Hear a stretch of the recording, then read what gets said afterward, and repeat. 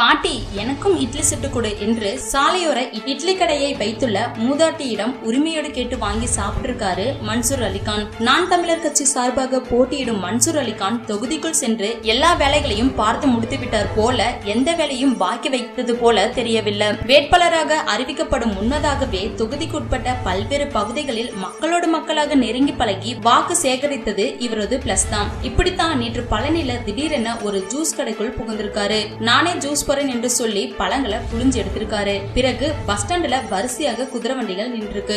அதுல ஒரு குதிரை வண்டியில ஏறி உட்கார்ந்து ஓட்ட ஆரம்பிச்சிருக்காரு. சும்மா சொல்லக்கூடாது, ஒரு கையில குச்சிய வச்சுக்கொண்டு வண்டிய சூப்பரா வேகமாவே ஓட்டியிருக்காரு. இப்படி ஒரு குதிரை வண்டி காரனை இதுவரை பார்த்ததே இல்லை என்று ரேஞ்சல் சாலையில் செல்பவர்கள் மன்சூரை பார்த்து கொண்டே போயிருக்காங்க. அவர்களிடம் கரும்பு விவசாயி சின்னத்துக்கு ஓட்டு போடணும் தெரியுதா என்று சொல்லிக் கொண்டே வண்டி ஓட்டியிருக்காரு. வத்தலகுண்டு பகுதியில பெண்கள் குழாயில தண்ணி பிடிச்சிட்டு இருந்திருக்காங்க. தண்ணி எத்தனை நாளைக்கு வருது அப்படின்னு சொல்லி விசாரிச்சிருக்காரு. இது நல்ல தண்ணி இல்லைங்க, இது உப்பு தண்ணி, நல்ல தண்ணிய விலை கொடுத்துதான் வாங்குறோம் அப்படின்னு பெண்கள் சொல்லிருக்காங்க. உடனே அதுக்கு மன்சூர் அலிகான் அப்புறம் எதுக்குமா தண்ணீருக்கெல்லாம் வரி கட்டுறீங்க அப்படின்னு சொல்லி கேட்டிருக்காரு. அதுக்கப்புறம் ரோட்டோரம் ஒரு பாட்டி இட்லி சுட்டு வித்திருக்காங்க. பாட்டி எனக்கு பசிக்குது, இட்லி சுட்டுதா அப்படின்னு சொல்லி உரிமையோட கேட்டு திண்ணையில உட்காந்து இட்லி சாப்பிட்டு இருக்காரு மன்சூர் அலிகான். ஓகே ஃப்ரெண்ட்ஸ், மன்சூர் அலிகானோட இந்த செயல் பற்றின உங்களோட கருத்துக்களை கீழே இருக்க கமெண்ட் பாக்ஸ்ல கமெண்ட் பண்ணுங்க. உங்களுக்கு இந்த வீடியோ பிடிச்சிருந்தா லைக், ஷேர், கமெண்ட் பண்ணுங்க. மேல் இது போன்ற வீடியோக்களுக்கு மீசமச்சம் சேனலை சப்ஸ்கிரைப் பண்ணுங்க.